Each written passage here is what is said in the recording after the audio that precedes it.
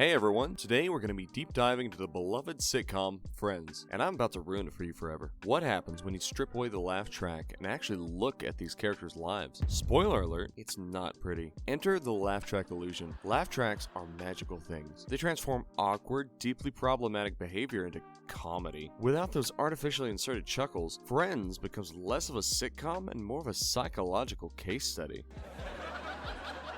Let's start with a full character breakdown, or as I like to call it, a mental health minefield. First up is Ross Geller, the toxic intellectual. Let's talk about Ross, a walking disaster of unresolved trauma and toxic masculinity. This is a man whose entire personality is being possessive, constant intellectual mansplaining, unresolved childhood issues, extreme jealousy, and an inability to maintain a healthy relationship. His catchphrase might as well be, "We were on a break." We were on a break! Which he uses to emotionally manipulate Rachel for years. Without the laugh track, his behavior is textbook emotional abuse. Next up is Rachel Green, Arrested Development personified. Rachel starts as a sheltered daddy's girl who knows nothing about the real world. Her character growth is basically learning to do basic adult tasks, jumping from relationship to relationship, using her looks as a primary personality trait, and never truly developing financial independence. Her entire arc is less empowering woman finds herself and more wealthy woman learns minimum life skills. Enter Monica Geller and her undiagnosed OCD and trauma. Monica isn't quirky, she's displaying clear signs of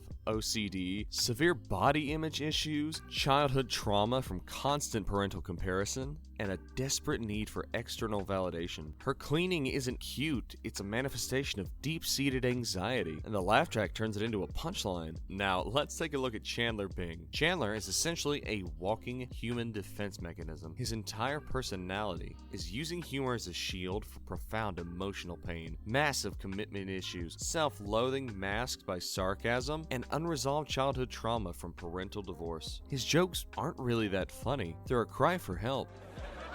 Now let's move on to Phoebe Buffay and her unprocessed childhood trauma. Phoebe isn't weird, she's a survivor of extreme childhood neglect and trauma. Her bizarre behavior is a direct result of childhood homelessness, maternal suicide, extreme psychological defense mechanisms, and extremely deep, unresolved trust issues. Her quirkiness is actually a sophisticated survival strategy. Last and certainly not least is Joey Tribbiani and his arrested emotional development. Joey isn't a lovable ladies' man, he's a man-child with zero emotional intelligence, inability to form any meaningful relationships, toxic masculinity, and a complete lack of personal growth. His "how you doing" isn't charming, it's sad. The depressing reality? When you remove the laugh track, Friends becomes a brutal portrait of millennials struggling with a quarter-life crisis, bunch of untreated mental health issues, toxic relationship dynamics, and privileged New York 20-somethings with zero real-world problems. Conclusion? Friends isn't really a comedy. It's a tragedy disguised as entertainment, where 6 deeply traumatized individuals mistake proximity for genuine connection. A quick disclaimer, this critique is meant to provoke thought, not hate. These characters are complex and their struggles are valid. Be sure to subscribe to Why Funny for more pop culture deep dives. See you again soon.